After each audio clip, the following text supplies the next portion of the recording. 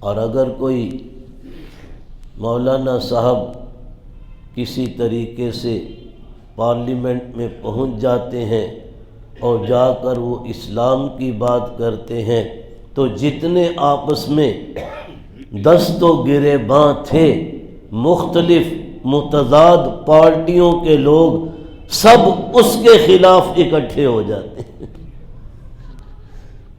پھر کوئی نہیں دیکھتا یہ پیپل پارٹی کا ہے، یہ مسلم لیگ کا ہے، یہ فلاں لیگ کا ہے، پھر سب اس کے کیوں سب جرائم پیشہ ہیں، سب کے سب، اور یہ نظام ان کو تحفظ فراہم کرتا ہے۔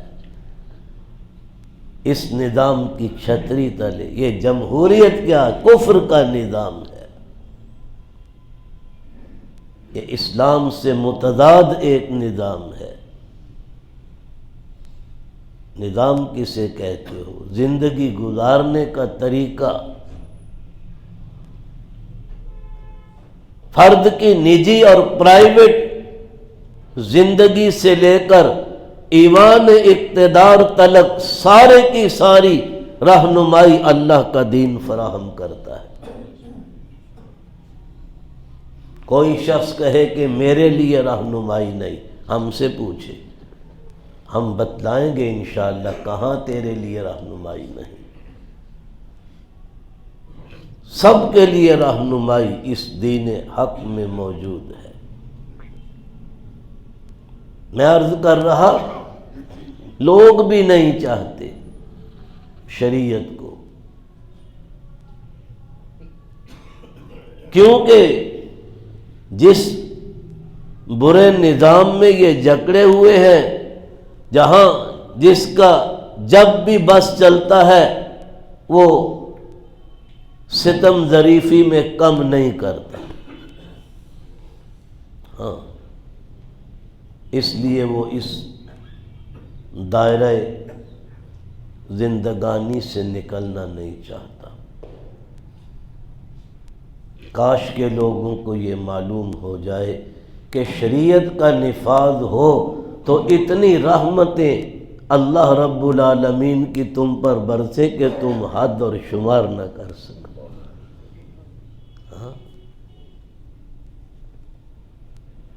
لوگ جس غربت کا رونا روتے ہیں، سب کچھ ہوتے ہوئے بھی روتے ہیں۔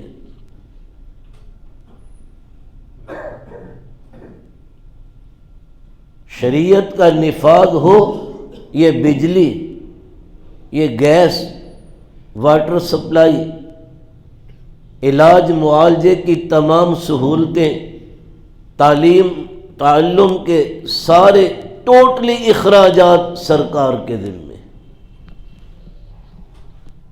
آپ نہیں مانیں گے، ہو سکتا ہے آپ میری بات سن کر نہ مانیں، لیکن میں قسم سے کہتا ہوں شریعت میں ایسے ہی ہے۔ شریعت کہتی ہے بنیادی ضرورت کی تمام چیزیں رعایا کو مفت فراہم کرنا اسٹیٹ کی ذمہ داری ہے۔ ہاں،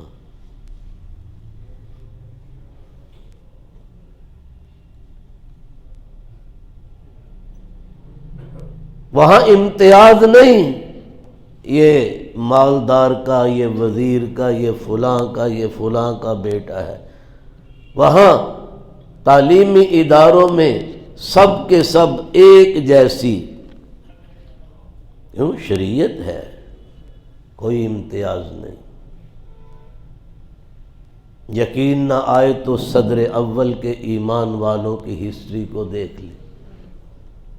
ہاں،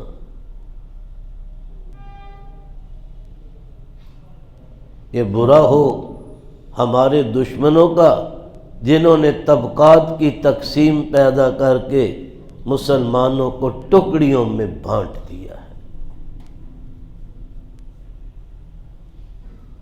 جس امن و امان کو لوگ روتے ہیں اور نصیب نہیں، میں نے عرض کیا یہ حکومت اسلامیہ کی سب سے پہلی ذمہ داری ہے، اعلاء کلمۃ اللہ اور دنیا کو گہوارہ امن بنانا۔ جہاں ظلم ہوگا وہاں عدل نہیں ہوگا، انصاف نہیں ہوگا، امن نہیں ہوگا۔ کیا چاہتے ہیں آپ کہ ظلم بھی برقرار رہے، امن و امان بھی قائم ہو جائے؟ این خیال است و محال است و جنو، یہ تو احمقوں کی جنت میں بسنا ہے، ایسا خیال کرنا کبھی نہیں۔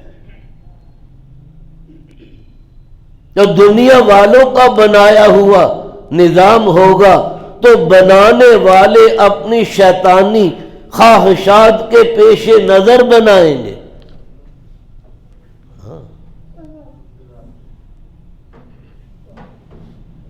اپنا خیال رکھیں گے، اوروں کا نہیں۔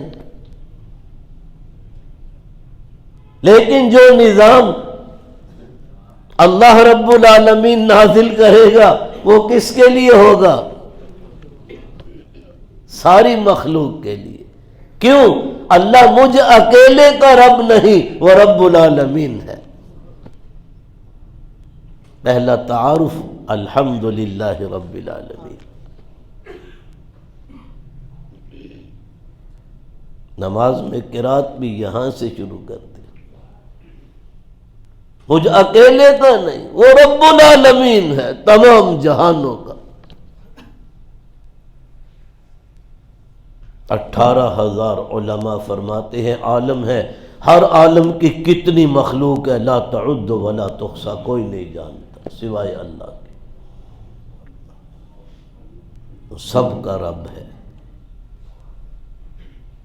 تو جو رب العالمین کا حکم آئے گا وہ ربوبیت عالمیہ کی رعایت کے ساتھ ہوگا۔ ہاں، اس میں اپنے پرائے کا امتیاز نہیں ہوگا، سب کے لیے۔ لہم ما لنا ولا علیہم ما علینا،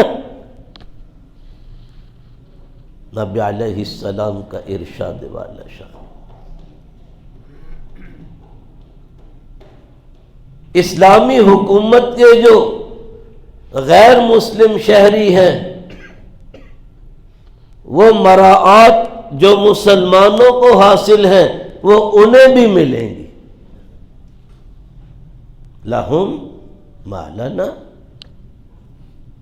وما علیہم ما علینا، اور وہ ذمہ داریاں مسلمان ہونے کے ناطے سے جو اللہ نے ہم پر عائد کی ہیں وہ ان پر نہیں۔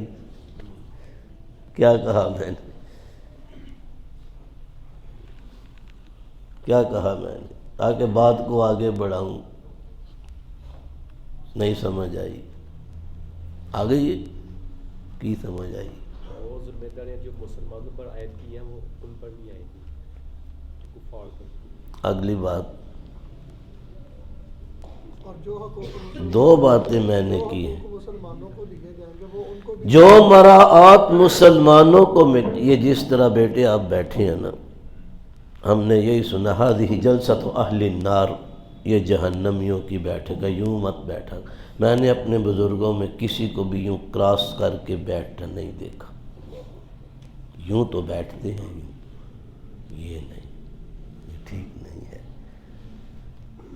لہم ما لنا وما علیہم ما علینا، جو مراعات اسلامک اسٹیٹ میں اہل ایمان کو حاصل ہوں گی، نان مسلم سٹیزن جو ہیں ان کو بھی وہ حاصل ہوں گی،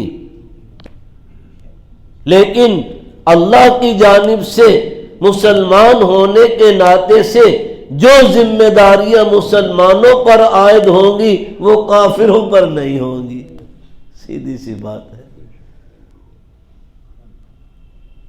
یعنی دنیا کے مفادات میں سب برابر ہیں، لیکن شرعی ذمہ داریوں کے کافر پابند نہیں، مسلمان پابند ہے، ہاں وہ پابند ہے،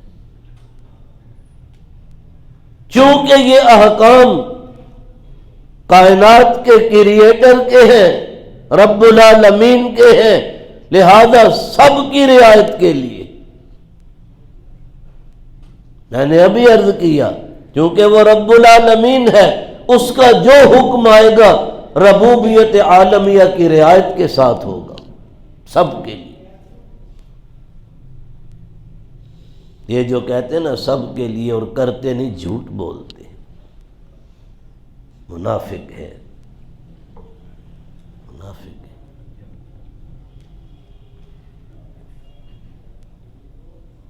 کبھی تانا دیتے ہیں جی آپ جانبداری سے کام لیتے ہیں۔ ارے سچی بات یہ ہے کہ مسلمان تو ہوتا ہی جانبدار ہے، ہاں، ایک طرف حق ہو ایک طرف باطل ہو، آپ غیر جانبدار رہیں گے؟ جی کیا کہا میں نے؟ ایک طرف سچائی ہو ایک طرف نرا جھوٹ ہو، غیر جانبدار رہیں گے؟ ایک طرف ایمان ہو ایک طرف کفر ہو، غیر جانبدار رہیں گے آپ؟ ایک طرف ظالم ایک طرف مظلوم، کیوں غیر جانبدار رہیں گے؟ کیا کریں گے آپ؟ جانبداری کریں گے۔ یہی شریعت ہے۔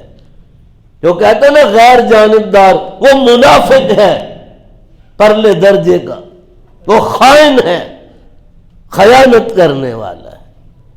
غیر جانبدار خائن کو اور منافق کو کہتے ہیں، مومن تو ہوتا ہی جانبدار ہے۔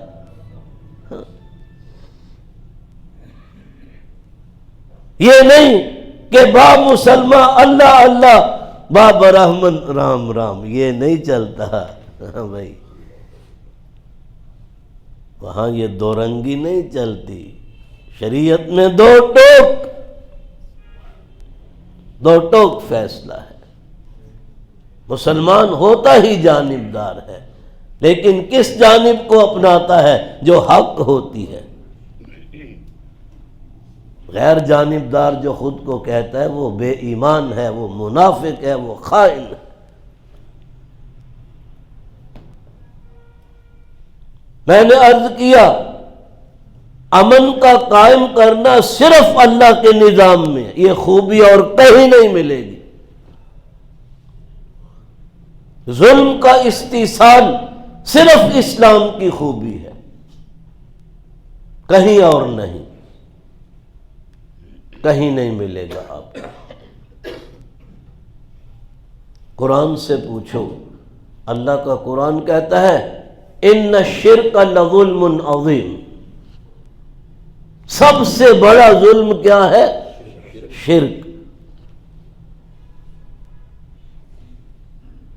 جہاں سب سے بڑا ظلم ہوتا ہو، لوگ بے وقوفی سے آتے بڑا چنگا کام میں دیا ہوتے انجے دیا، سب سے بڑا ظلم تو وہاں ہو رہا، تم اسے عدل اور انصاف کہو، شوق سے کہو، لیکن ریئلی ایسا تو نہیں ہے، یوں تو نہیں۔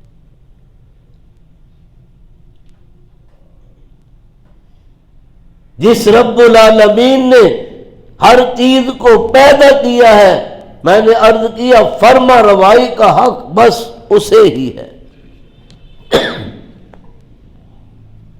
باقی حضور نبی محترم صلی اللہ علیہ وسلم، حضرات خلفائے راشدین رضی اللہ عنہم اجمعین اور تمام اسلامی ریاستوں کے امراء یہ پابند ہیں اس نظام کو نافذ کرنے کے۔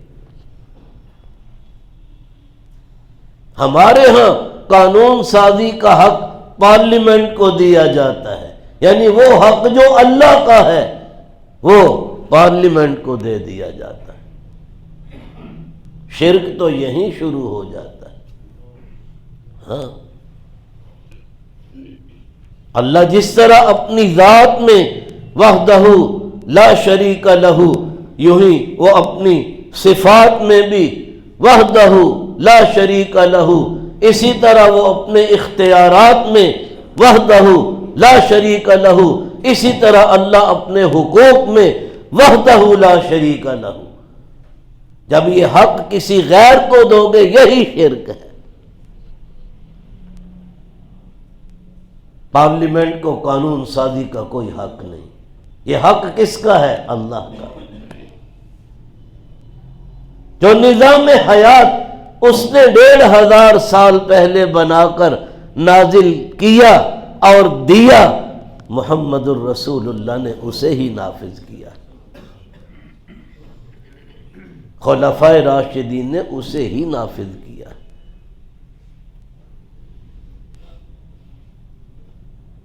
یہ اوروں کے بنائے ہوئے نظام ہے۔ کن لوگوں کے؟ جنہوں نے ظلم کو روا رکھا، جنہوں نے طبقات کی تقسیم پیدا کی۔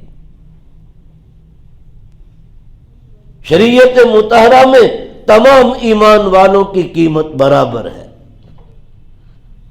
کیوں؟ اللہ کے ہاں سب اللہ کے بندے، جس کے دل میں لا الہ الا اللہ کا نور ہے وہ سب برابر ہے۔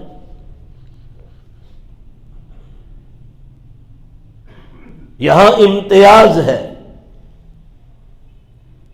اور امتیاز اور یہ تفریق یہ کیوں پیدا کی گئی؟ اپنی چدراہٹ کو مسلط کرنے کے لیے۔ اس نظام کا موجد فرعون تھا۔ رب العالمین کا قرآن کہے ان فرعون علا فی الارض وجعل اہلہا شیعا، فرعون نے ملک میں فساد مچایا، سرکشی اختیار کی اور لوگوں کو طبقات میں بانٹنا شروع کیا، ٹکڑیوں میں بانٹ دیا۔ ہمارے دشمن انگریز ملعون نے ساری زندگی اور اب تک اسی پر عمل کیا جو فارمولہ فرعون نے بنا، ڈیوائیڈ اینڈ رول، اسی پہ لوگوں کو پھاڑو، حکومت کرو۔ ابھی تک وہ اسی فارمولے پہ چلتا ہے۔ شریعت میں یہ نہیں۔